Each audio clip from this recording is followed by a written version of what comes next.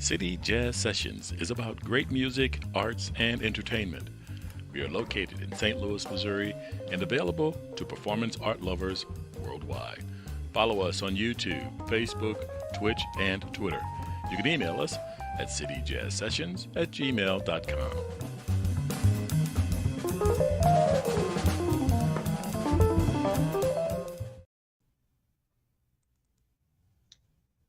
Hey, beautiful people. I am your co-host, Leica, for City Jazz Sessions. We have Leon Davis with us as well, and our special guest, Dave Grelle. Dave, how are you doing tonight? I'm doing well. How are you guys? Good. Thank you so much for joining us. I'm so excited to talk about all of the music that you're doing and kind of your history in St. Louis. Super well established in the music scene here. Um, so I saw you. Oh, I first want to go back to how I heard about you with Okay. music at the intersection. We were talking to Brian Owens, and I know you've got some stuff coming up with him. But we were going through the itinerary, and so I was like, Dave Grelle. He was like, Grelle, like he was like, that's my guy, Brian's the man. Love that dude. He totally is. So that was how I first heard about you. And then I think I saw you at Music at the Intersection. You think? No, you would have known. You would have. I saw you. I saw you. Okay. I saw you in the audience, but I didn't get to see you perform. I was emceeing Oh, right on. at another stage. Yeah. So, What an event. What an event. Loved it. Totally. So let's first, I want to start off by talking about what you have going on currently, what performances you have, because I know some people will tune in for like the first 5 minutes and then they're out. So I want to get all the important stuff in there first. So what events do you have coming up soon? Well, April is crazy. So, I've got a big show with my band, Playadors, on April 23rd at Off Broadway. They got a brand new stage there, brand new curtain coming in. If everybody knows that legendary red curtain, It's going away. It's kind of sad, but they got something new coming in. I'm not gonna give it away. You got to come check it out. All right. It's gonna look great. So that show is, like I said, my group Playadors. Hillary Fitz band will be on it as well. Super talented vocalist in town, and then Red and Black Brass Band, who I'm a real big fan of as well. So yeah, that's my band. Original music, kind of funk, soul, Afrobeat, Afro-Cuban. It's kind of all over the place. Very percussive, fun music. Then I am playing at Lo-Fi Cherokee with a group called Starwolf coming up. It's like kind of a fun pop funk band. I get to play a lot of vocoder and guitar, so that's a fun gig for me. I'm playing with Steve Ewing in a Stevie Wonder tribute we do called Master Blaster at Delmar Hall on. Oh wow! Yeah. What is that? April 16th. So that's a killing band too. A lot of great musicians in that. I've got stuff coming up with Joanna Serenko, Brian Owens. We're doing a really cool thing. I don't know if I'm allowed to talk about it yet, but anyway, Cinco de Mayo at the Sheldon. I'll just give you that because I don't really know how much I can say about that. I mean, that's right around the corner, so you might as well get it out. Get it out. Yeah. And then I've also, God, what else is going on? I've got a residency like in every other Wednesday with this group, this trio of mine called the Mound City Saints. Yeah, Venice Cafe, right? Yeah, that's been really fun. It's turned out to be like a really fun, cool musician hang too. So that's been great. And I also do a Stones tribute called Street Fighting Band, and we've got a show coming up in May that we're going to announce really soon. Okay, sweet. Lots. Awesome. So lots of places to see you, and everybody can find all that on your Facebook. Yeah, Dave Grelle Music. Yeah, and then I'm sure I'm forgetting some stuff, so I apologize to anybody who I left out there. But And then I'll be coaching lots of baseball. It's baseball season, so I gotta. For your kids, or? Yeah, I coach. Ah, nice. Yeah. All right, so let's go to kind of just what so you play keys, guitar, any other instruments? Not that anyone will pay me to play. Okay, got it. So those are your main. And when I looked on your LinkedIn, it said composer as well, like as one of your titles. Mm-hmm. So writer, composer, what other roles would you say you have? Yeah, man, like making a living, trying to make a living, being a musician and whatnot. I found that you really need to try to separate the art from the craft sometimes. At least, paying bills wise. I mean, sometimes that's not how you make it. Sometimes, there's peaks and valleys, but yeah, as far as like composing music, I like to do it for my original bands, my original projects. I like to help other artists out. I like to, when I get called into studio sessions, if I think a song, I don't outstep my role or anything, but if I think something could really help a tune, I'll help with that. I also do commercial work, here and there, whether it's, for something like Burt's Beeswax, Oh, wow. or Coors Light, or, I didn't know that. Fun. yeah, just little side hustles. I studied film scoring for a little bit and never really got to use that degree too much until like kind of the commercial gig. It was just so easy, and then I could like spend less time trying to hustle and I could focus more on the music I want to play and original music Right. and whatnot. And if I need to knock out a couple tunes here and there, then I do that. So Fun. Fun. I actually did a voiceover for a toy commercial, like a little jingle that I nice. that It's I good sang. money, right? It's good money. Yeah, it is. It's actually kind of fun. Like, make it Yeah. sound more Disney. It's like, okay. Like, What does that mean? How does one sound more Disney? I mean, Disney has a sound. Like, if you really look at all those songs, like they definitely have their own sound. Okay, yeah. Yeah. I mean, I don't know how to describe it, but I can make it happen if you tell me to sing like that. I got a little girl, man. All I hear is Frozen, like Oh, now it's Encanto, the new Colombian Disney movie, which we love. So it's a great soundtrack. Yes, all the Disney music is good, or it's catchy. Yeah. All right, so you got into music from what I read. Your dad played a lot of different types of music, like Motown, from Motown to what? I mean, to like Vivaldi, classical music. I mean, by playing, he like hit play, like he didn't play. Right.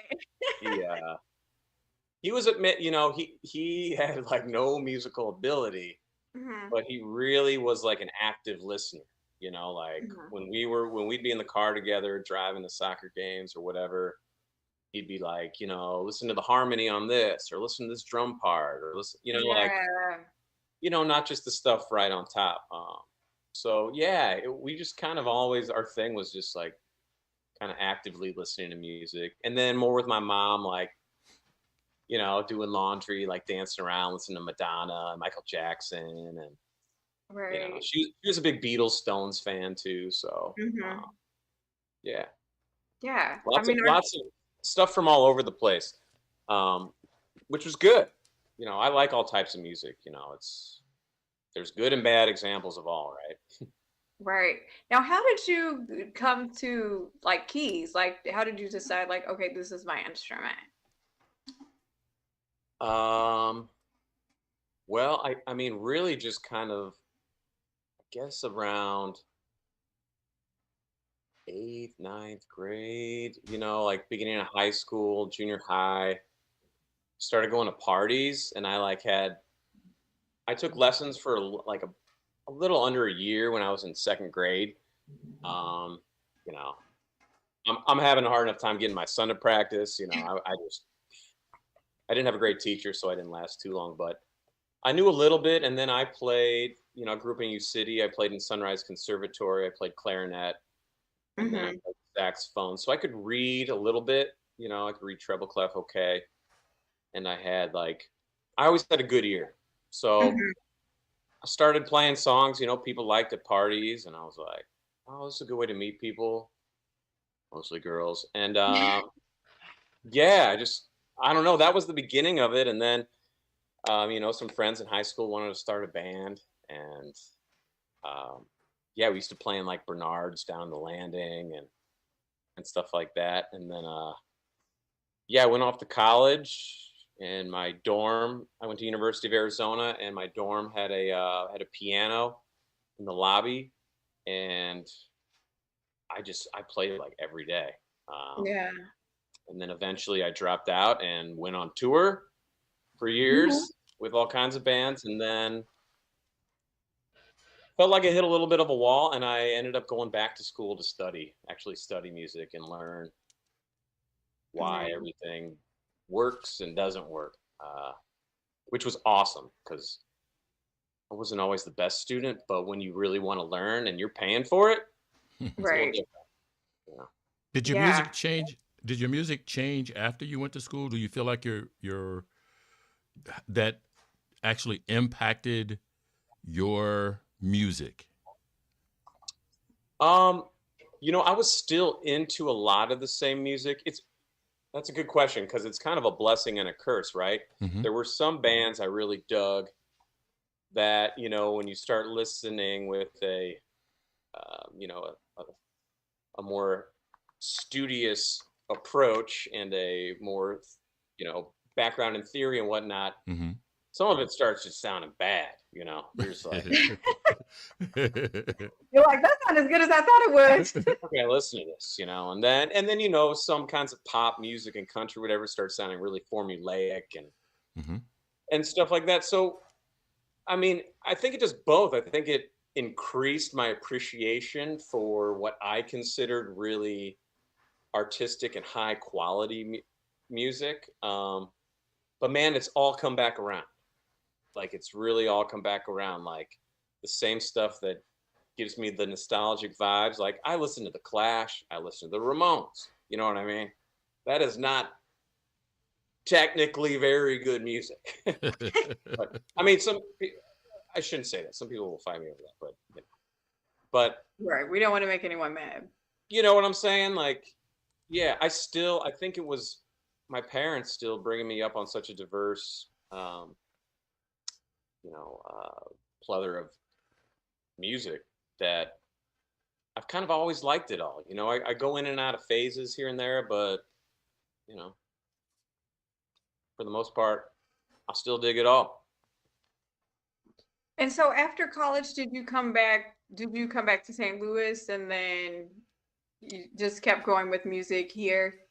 Yeah, I came back to St. Louis. I was in Chicago and Nashville for a little bit, but mostly here the whole time. And yeah, I just linked up with all different kinds of groups, mostly original acts. And then I remember I was asked to join my first, because I used to kind of frown upon the cover thing. You know, I Hmm. was like, you know, oh, you're not really creating. I don't know, I was kind of a little jaded snob or whatever, but you know, I just wanted to make original music, and you know, and I held the music like the legends in such high regard. I never wanted to like really Mess up their try to song. play that or like play a version of it. Yeah. And then I remember I got asked to join a Led Zeppelin tribute called Celebration Day, and um, by dudes who are St. Louis legends, but I didn't really know. They're a little older, and you know Jimmy Griffin and John Pizzoni from The Urge, and Mark Quinn and Cubby from Vegas. Like they asked me, and I was like, "Nah, man." I was like, "I like Led Zeppelin too much. I can't do it." They're like, "Well, come to one rehearsal and just check it out." I was like, "All right." So I went to this rehearsal, and I was like, I was blown away. It just like the attention to detail. Like, Yeah. I mean, from the instruments they had, you know, like a bow on the double neck guitar to like really intricate stuff to where it like made me feel nostalgic. And that's kind of what I like from the tribute side of things. Like, Hmm.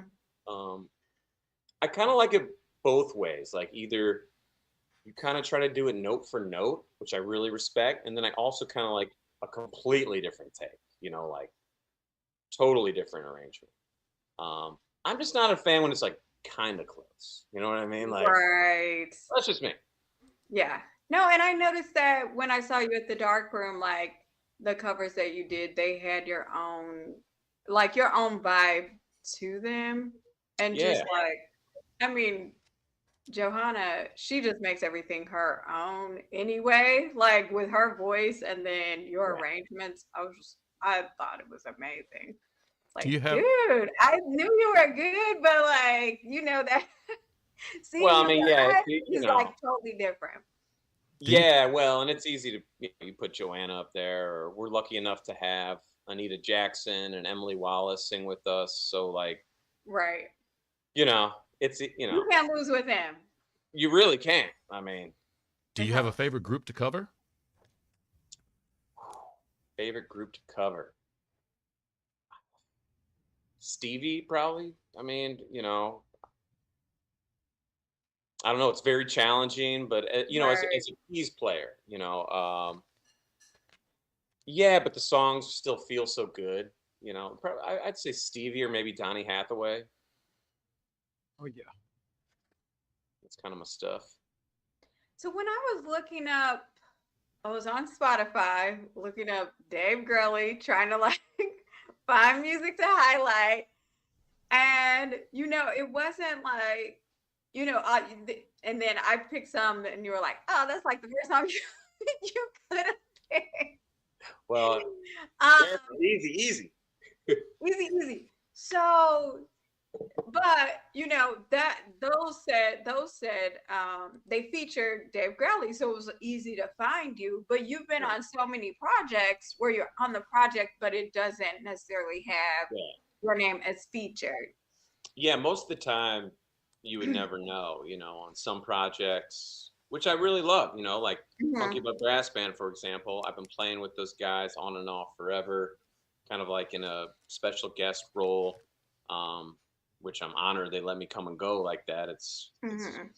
Mm-hmm. I mean, it's super fun band, and you know, to be able to pop in and out here and there it's a yeah, it's awesome. But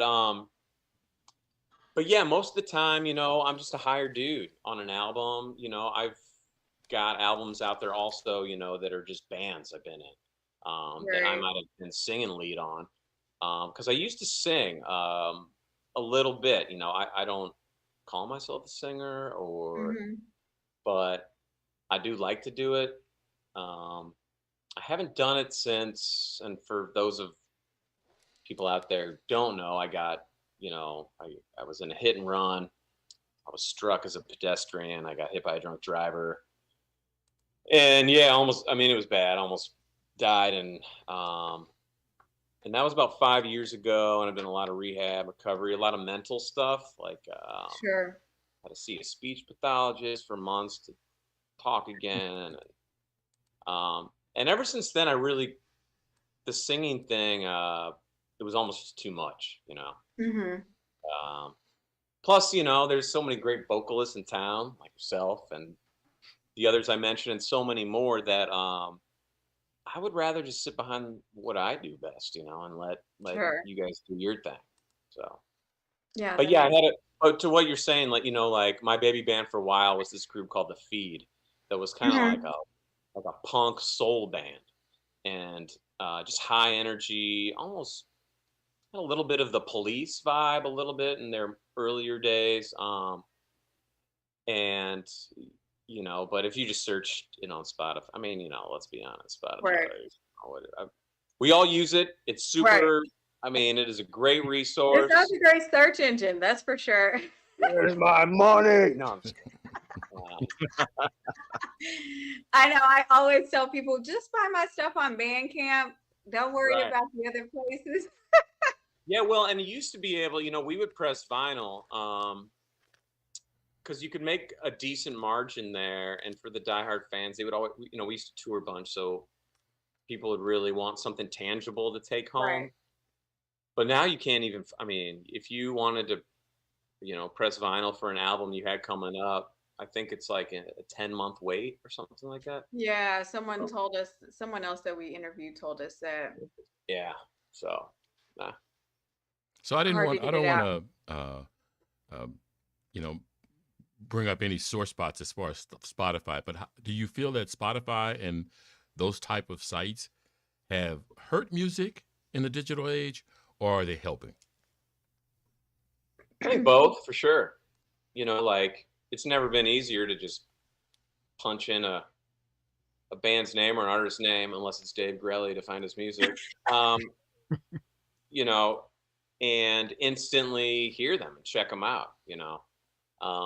And it can be nice if you know how to work the system and you have good representation to um, basically get on playlists that are curated for music similar to yours. That if you think you sound like a certain artist, that if somebody types in, I don't know, like hiatus coyote or something like that, like, if you think your music sounds like them and you've got, good connections, then you can get on that playlist and you can, all of a sudden you've got new listeners. And um, I think it's a really good resource also for musicians trying to learn tunes. Like I play, Yeah. you know, if it's not a demo and it's something actually recorded and somebody wants to hire me for a gig or whatever, it's super easy to just send a playlist, like that. I don't Yeah, know. I feel like most bands use that playlist feature Yeah. for learning other songs. So Yeah. I mean, I think the biggest problem is just, and I think really with the pandemic, it became more apparent than ever, was that, okay, if touring's not happening, how are we going to make money? Because, you're not making money off your music anymore. right. Unless you're huge, there's such a huge contrast between the haves and have-nots kind of in the music industry. And I guess it's kind of how it is across the board everywhere, really. Um, but yeah, it would be nice if some of the bigger artists would speak up about it and maybe like help the emerging artists a little more. I think that'd be cool. So I want to go how did back. Oh, did sorry. COVID? That's Yeah. okay. How did COVID impact you directly? Like my life, or Yeah, just like just musically. like Yeah. so like some people just found a new way to try to be relevant. I ain't gonna say relevant, but to try to practice their craft, be who they want to be. Take that time to improve some skills, or just take that time to ramp down a little bit. How did it impact you directly? Um, it was kind of all over the place, to be honest. It started off as, um, I started with the mentality like, all right, I'm just gonna shed. I'm just gonna practice. I'm gonna come out like, look out, world, here I come. I'm gonna practice every day, and this and that. And then, the kids are out of school, and my dad was dying of pancreatic cancer, which was, really hard because you Sorry could to hear barely that. see him. And it was, I just kind of went into like, it was, to be honest, it was pretty depressing, but, and I didn't, usually when like adversity or I've got the quote blues or whatever is going on in my life, like I usually find a lot of creativity, a lot of creative juices around that. And that's in the past been like, when I think I've written my best stuff, this was different. This was like, I got nothing, it was like, I just felt, whether it was like too much focus on trauma and the world around us, and everything was, seemed really intense. And there was an election going on, and Right. I just didn't have the capacity to do anything for the beginning. Um, and then I think I just kind of rallied a little bit. And one of the good things about it is it forced me to get like my home recording setup going. I get hit up to do a lot of remote session work, and I'm just like, that's not my thing. I'm like, I'm a studio musician, but like, I go to the studio and let the engineer do the thing he's been learning his whole life and make it Mm-hmm. work.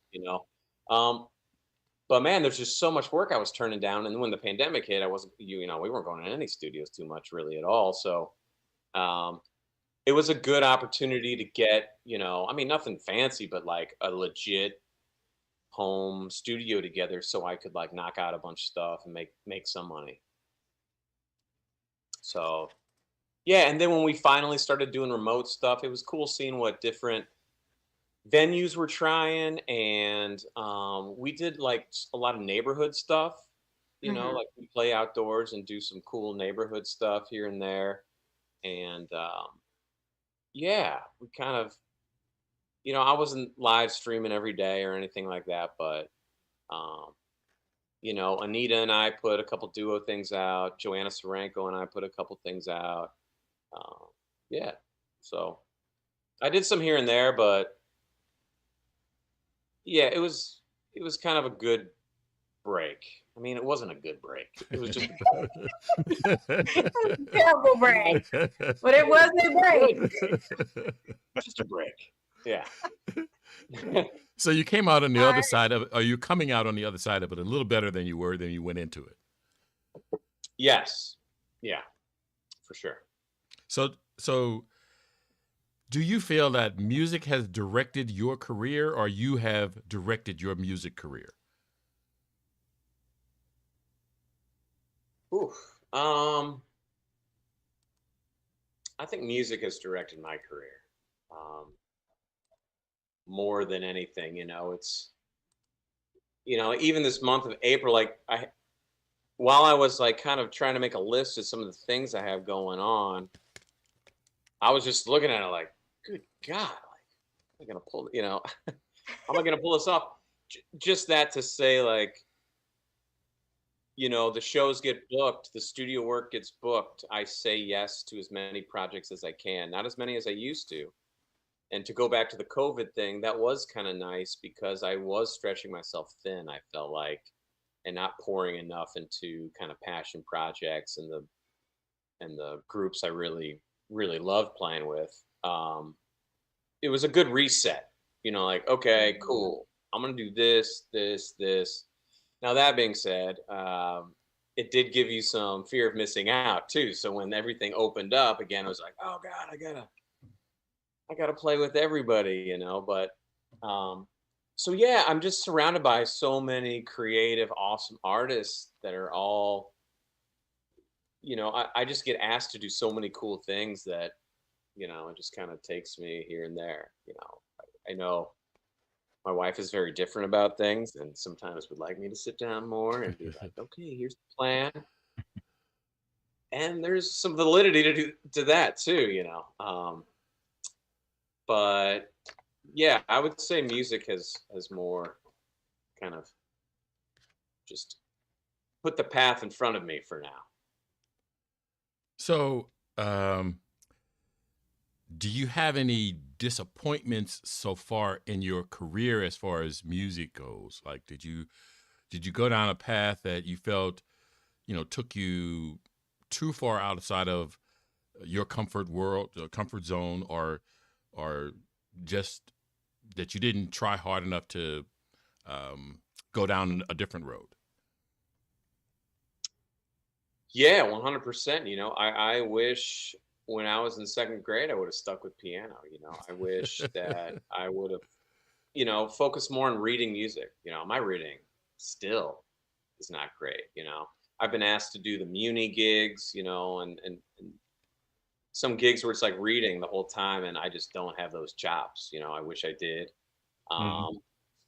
And it's funny because I have a jazz performance degree, but I would say out of any genre, I'm the most intimidated to play jazz. Like I think I learned a ton from it, and it opened my eyes to guys who I've ripped so much from. Whether it's the Oscar Petersons, the Keith Jarrett's, the Bill Evans, the Mulgrew Millers, whoever. I've always just been into a little more of the like fusion and funk side of things. But again, even I wish I would have. I mean, it's tough though. I wish I would have practiced more. But also, I like where I am, so I don't know. I feel okay about it. I want to go back to your accident because I feel like, I mean, that it's pretty well known, people who follow you or in the music community. And what I was reading an article about it, I can't remember who wrote it, but they were talking about kind of how, so he mentioned before the hit and run accident, that there was no evidence when your wife like called the police, wanted them to investigate. They're like, well, we weren't there. Like, we don't have any evidence. And she just kind of gathered a lot of the evidence herself. And I thought, oh my God, like this is a determined woman, to say that, like, no, we're not just letting this go. Like, if you're not going to investigate it, then I will. And I was just so like taken back by, I'm sure everything that she was going through just with, you having to recover and, all the emotions and things surrounding that. And then also, leading an investigation to find out what I mean, happened to she you. was 9 months pregnant. Yeah, On top of right. that, And like, that part, yeah. yeah. Well, I mean, if those who know her know, that you're not going to get away with that. Yeah. Yeah, she nah, she is. You don't mess with Mama Bear, and she's incredibly determined, and if anybody tells her she can't do something, she's gonna do it times 10. Mm-hmm. Like, and that year was super rough for us. Yeah. She lost both her parents in 2016. Wow. And then, right before that, and then, I'm going to pick up dinner and walking across the street and get smoked, and left for dead in the middle of Grand, and I'm just super fortunate that car stopped traffic behind them. Mm-hmm. There's a Metro bus behind them. I mean, there's so many things that just had to go right for me to be alive. And yeah, the cops were kind of like, I mean, they were literally interviewing me when I was like black, I broke like dozens of bones, lacerated my liver, punctured lung, like I needed blood transfusion. I was out for a while. And so, Yeah. yeah, the cops were like, Jimmy Griffin, he jokes about it. He came to visit me, and he said, you were just like kind of a zombie. And he's like, but the cops in there like asking you all these questions and writing down your just like gibberish. And, and they're like, yeah, it was probably some inner city thug who like, just ran you by, and, nope. Turns out some like 25-year-old white girl from St. Peter's who literally hit me.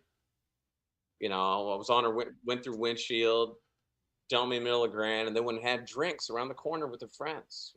Wow. Crazy. And so, yeah, my wife enlisted one of my buddies, former musician buddy of mine. Back in the day, we were in this band called Core Project together. and this like kind of live, kind of rock hip hop group. And then one of her friends worked down at the station. They looked at the video footage and whatnot, and she did all this detective work. Looked at the receipt. You know, she found this receipt Right.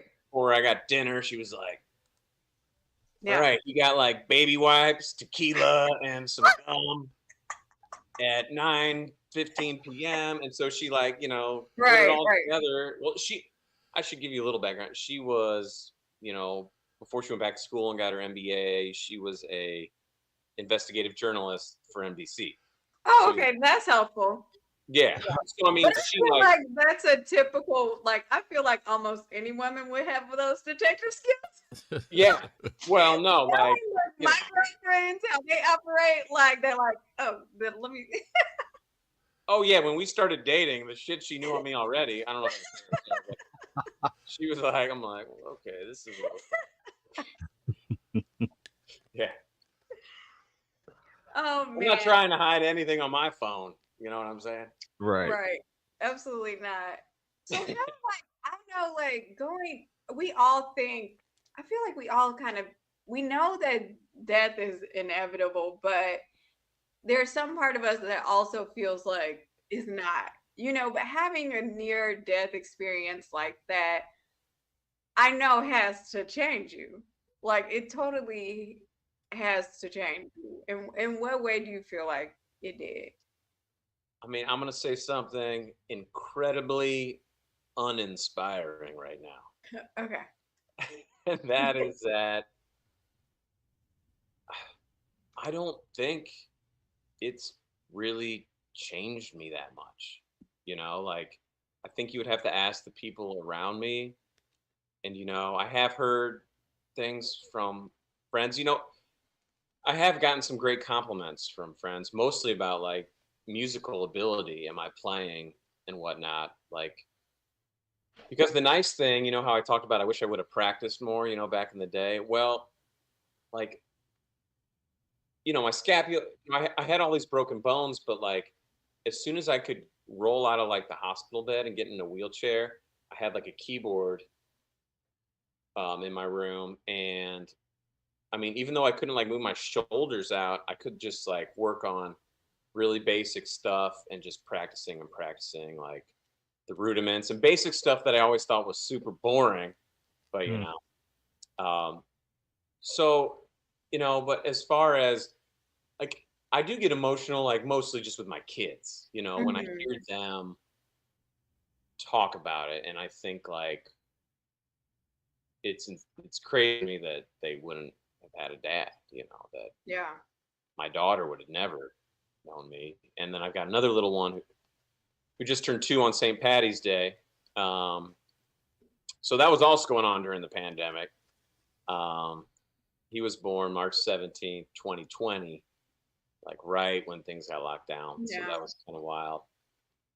But yeah, I mean, it's hard because I want to be more, you know, reflective and like have more direction. But I mean, I'll say something that's kind of hard that I don't really say to people ever. But like, I still deal with a lot of like memory loss and confusion and focus, and it's sometimes hard to really you know, put it all in perspective and think like globally about I'm gonna, you know, now is my chance to do this, or now I'm gonna do this with my life, because I'm just trying to like remember where my keys are, you know, like I don't, you know, I mean for real, like I don't, you know, why did I come? What am I doing? That is I mean, there was hilarious. a time even like, I mean, even a year ago, I was really trying to avoid social situations because my just it's it can be exhausting to talk, right? Like especially when you have to think more about what you're saying. Like when you have to learn to talk again, it's crazy how much you underestimate just like the stuff that flows out of your mouth. Like, you know, my speech pathologist is like, we're not going for vocab. anymore. This is strictly like get the point across. Like you just need like low Wow. hanging fruit. And yeah, it used to give me some anxiety in social situations, but it's getting better and better all the time. So I actually, so my day job, I'm a dietitian, and one of the hospitals that I cover is a rehab hospital. And, you know, I see people who have like brain injuries and, have to learn how to talk again. And it definitely makes me appreciate small things, like just being able to think and start talking. Like it definitely you do appreciate the small things. So I could see how that would be anxiety provoking to be, you yeah, know, to have to think like or people may not understand, like why is he pausing so much? Why is he thinking? Like what's going on? right. And even if they're not, I mean, you're just thinking that, Right, exactly. but but at the same time, like there's so many little things that through my 5 years, I mean, I'm still doing PT, just to like, fighting chronic pain still and whatnot. And this rain needs to go away because my knee is sick of it. But Hmm. but yeah, there's little stuff, there's these goals I set for myself, and I just, you know, we just got back from a spring break trip with my family, and I really wanted to be able to surf again, you know. And that was like a big deal for me. But even like a year ago, I tried to get on a paddleboard, and one of the things about being in a hospital bed for months and months and months is like things atrophy, as you know, like, Right. and it's not just the acute injuries you had, but like your core atrophies so much, Hmm. and you start walking around, and it hasn't gotten built back up yet, so everything starts overcompensating and whatnot and whatnot. So, it was really hard to do things that you would think would be basic, but just graduation from wheelchair to walker. I tried to get rid of the walker fast. I was like, wheelchair to cane, wheelchair to cane. No hate, no disrespect to the walkers out there, but Right. yeah, the walker was not a good look for me.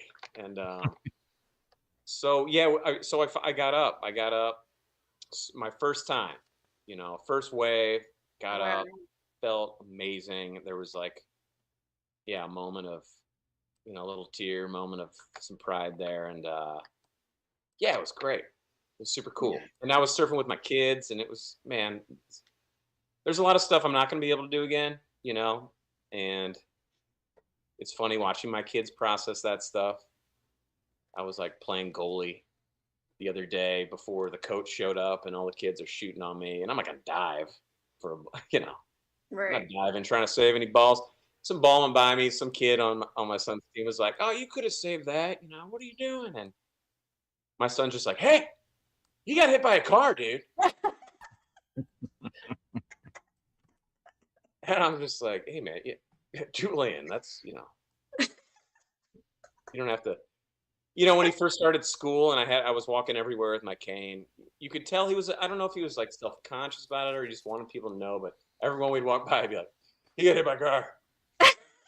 He got hit by a car. Yeah, he got hit by a car." I'm like, "All right." Their parents are like, "Okay," but Oh my gosh. so, but That's yeah, so it's cute. funny. I think he's just kind of like sticking up for dad. Absolutely. That's so cute. Yeah. Yeah. That's so adorable. All right, what you got, Leon? We can, if Leon has something else, or what do you want everybody to know? Anything like where they can follow you, like stuff like that? Yeah, I mean, my original projects are kind of my pride and joy. Playadors, which is Playa, like playa, like beach. Playadors, and Mound City Saints, which is a new project I'm in. I play with Funky Butt Brass Band a lot. Joanna Serenko, Brian Owens, Master Blasters, a Stevie Wonder tribute to check out. Street Fighting Bands, a Stones thing I do. Lo-Fi on Cherokee is a really cool festival coming up that I'm playing with a great band called Starwolf, original music. And then I'm also really fortunate to one of my favorite reggae bands of all time, called Culture. I recently joined that band and have been getting to tour with them. We were about to go to Ghana for a tour before COVID hit. But if you're not hip to Culture, I highly suggest everyone check them out. I definitely put them up there with Marley.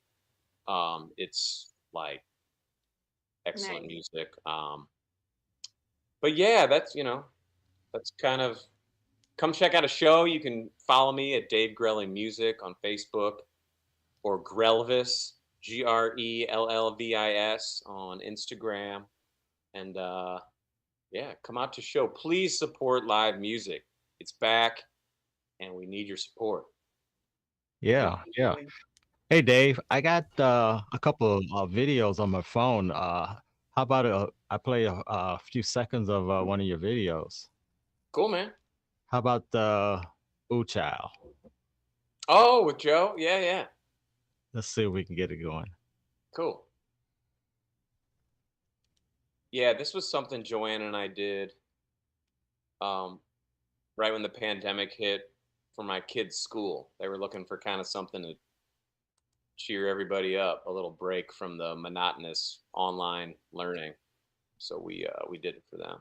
So do you encourage your children towards music, or you just kind of leave it out there and let them gravitate to where they gravitate? That's it. Yeah, I mean, there's instruments all over the house, Hmm. drum kits, keyboards everywhere, guitars, ukuleles, whatever. My son just did a big presentation. You got to pick one of your heroes, and he chose Stevie Wonder. I Oh my didn't I did gosh. not push it.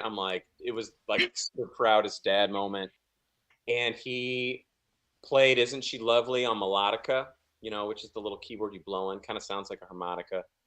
He played that for his class and then talked about, how all the money he raised for Africa, and he talked about how he took, you know, years off his career just to write "Happy Birthday" and make MLK Day a holiday, a national holiday. People don't realize, like, that's Stevie Wonder who did that.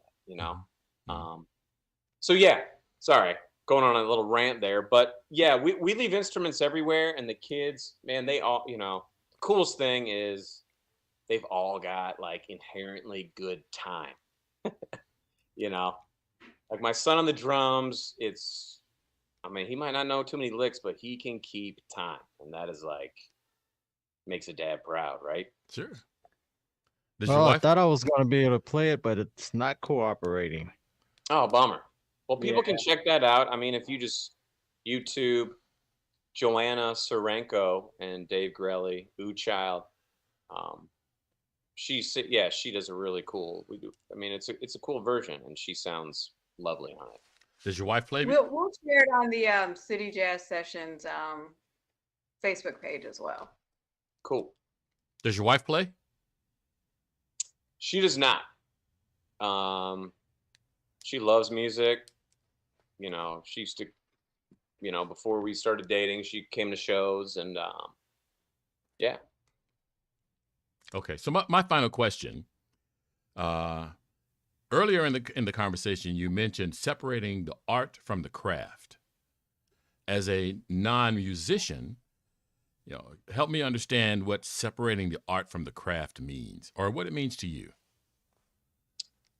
I mean, to me, it means, you have a certain skill set, and in music, you can use that to just create art. And, as far as making a living out of it, maybe that gets you somewhere. You could spend your whole life just focusing on the art side of it, just creating, just improvising, just writing, which is how most all of my heroes did it. I mean, it's funny though, you hear about a lot of little side hustles that some of your heroes did too, just when they're getting up. A lot of them played in cover bands and doing whatever, wedding bands, until they could kind of do their own thing, which is cool. but yeah, and then the craft side of it, I think, is just like, using your craft to make a living is kind of how I think about it. I think you have to think about it that way, even if you're not doing that much separation. Unless you have a whole management team behind you and you can just focus on the art the whole time, I think it's important to think about, the craft as well. All righty. You want to take us out, Leica? Thank you so much, Dave, for hanging out with us tonight. I'm so excited for more people to hear about you and your music and check you out, because so much soul like in your playing. I absolutely love it. Can't wait to see you again. Thanks for having me, guys. Oh, everybody. Dave, I really enjoyed you. I'm sorry. Go ahead. Quite welcome. Enjoyed you, Dave. Have a great night, everybody, and hopefully I'll see you all soon out of the show. Definitely. City Jazz Sessions is brought to you by St. Louis City Jazz, a 501c3 company dedicated to music education and appreciation. The CEO is Magic Man 50, and for more ways to connect with City Jazz Sessions, visit cityjazzsessions.wixsite.com/St. Louis. The City Jazz Sessions team includes host, content director, and guest coordinator, jazz great Ronnie Barrage. Follow Ronnie at ronniebarrage.biz. Host, website designer, graphic artist, content director, and guest coordinator, singing sensation Leica. Discover more about Leica at leicamusic.com. Additional production services are provided by Lions Den Productions. Go to thelionsdenstl.wixsite.com/home. Please like, share, comment, and subscribe for more great content.